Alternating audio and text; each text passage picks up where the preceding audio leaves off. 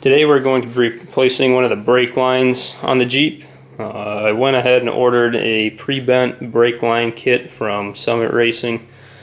Ended up costing I think $107, shipped to the house.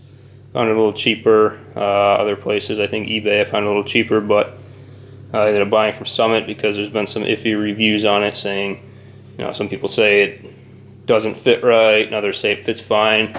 And I just know ordering through Summit, there's going to be no issue getting a refund if it doesn't fit, or having the situation corrected somehow. So this is basically what came out of the box.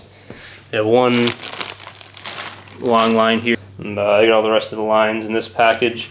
And these won't actually be going on the Jeep, the project Jeep in this video. They'll be going on a different Jeep that I have.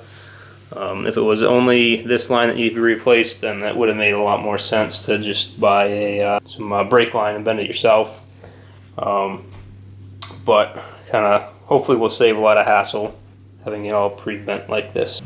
To properly do this job, all you really should need are a 3/8 and a 9/16 inch flare nut wrenches.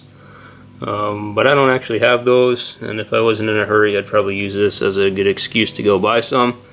But I just want to get this done as quick as possible. So without having those, you might need these other tools as well. What a flare nut wrench is you can see where this is just a box and open end wrench here. Just a combination wrench with the box end on one end and the open end on the other end. And what a flare nut wrench does is it kind of combines the two of those together, so that if you're using this open end, you're gonna hit basically only one corner here and one corner here on the head of the bolt. What the flare nut wrench does is it takes and adds another, or I guess really two more legs onto this, so that you're able to grip the nut on the brake line better without, or I guess with reducing the risk of stripping it. So I definitely recommend having those for this job, but we're going to do it without. Since I don't have a flare nut wrench, and we're in the back control arm mount now where the back of this brake line's routed to. The open end wrench, I put on the nut here and attempted to try to spin it, and it looked like it was just going to strip out, especially since the fastener is a little rusty. So I ended up just taking some wire cutters, cut the brake line right there so that I get a socket over it, so we get full contact on as much of the fastener as possible, and just turning right out.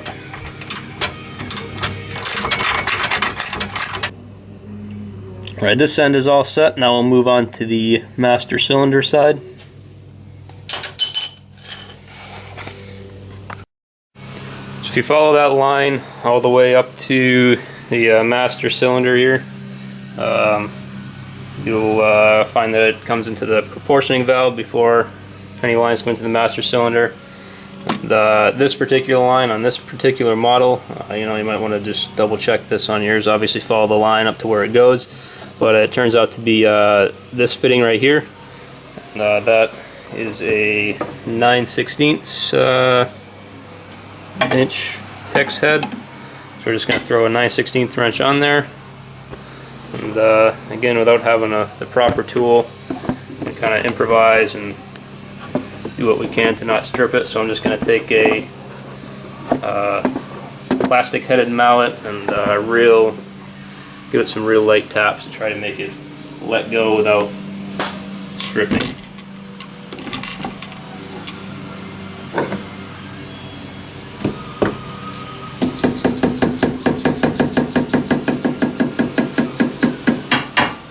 And if it's not going too easily, you're definitely going to want to try to support the portioning valve somehow, either just with your hand or find some way to put a block on it or something. And if your master cylinder isn't already empty like mine is, then you're likely going to have a good amount of brake fluid pouring out of here, so not a bad idea to put something under there, catch it. just in case there's any left in the line, which I'm pretty sure there's not at this point on this because it's leaking so badly. Just gonna put some paper towels under here for now. And that should catch any small remaining bit that's left.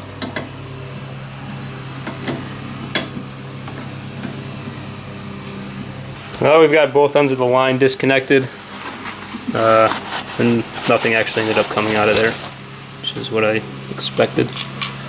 We're going to find anywhere that the line's held in place and disconnect it. So, for example, we've got all the 3 lines held together with these gray plastic clips right here, and then along the frame rail underneath the Jeep there are a few, show you on this one actually, got a few of these plastic retainers like that where you'll just pull them out and it just clips right in and it pulls straight out, so that should be pretty easy to do. So we got the old line out. I ended up finding it easiest to kind of come through this hole right here next to the engine. You can see the floor straight through there. Tried a few different ways and was kind of getting caught up. Could have bent it, get it out of place, but I wanted to keep it as in shape as possible so that I could use it to help shape the new one. New one comes pre-bent, but it's kind of all folded up like a pretzel so they can ship it easier. So it's up to you to straighten it out and get it all set to go. You can see this one's the old one is obviously the black, brown, rusty one. New one's the shiny one. You see it's mostly bent up into place, and I got a few more little fine adjustments to make to it, but pretty much all set to go. Just one thing to remember when you're doing this is that brake fluid will eat paint, so try not to get it on too many painted surfaces that you care about. Got the new line in place and all installed.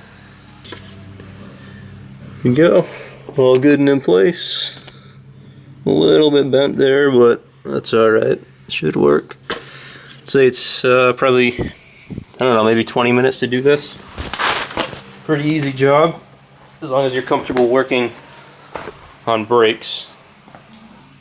Brakes can be a pretty dangerous thing to mess with if you're not comfortable with it. Obviously, pretty much putting your life in the brakes of the vehicle every time you get in it. So if you're not comfortable, obviously bring it to a mechanic and whatever else. But at this point, we're going to go ahead and bleed the brakes. You can see the brake bleeding video that we have on this channel. Just see if I can put a link in the screen here and in the description as well. You can go there, or you can go to our channel and just search for brake bleeding and it should come up. And that's pretty much it.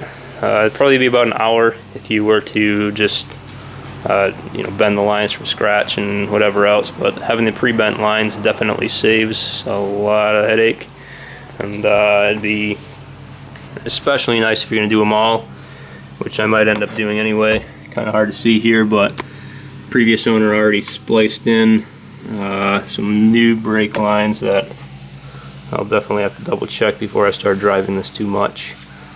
But that's pretty much it. Thanks for watching. Please like and subscribe.